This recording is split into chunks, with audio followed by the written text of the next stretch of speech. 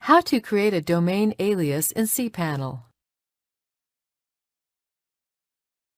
This demo assumes you've already logged into cPanel and are starting on the home screen.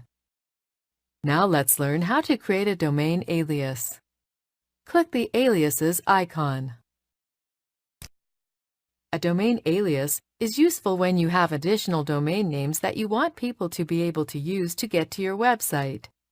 Enter the new domain. Then click Add Domain. That's it! Now when someone browses to mybiz123.info, they'll automatically be redirected to mybiz1234.com.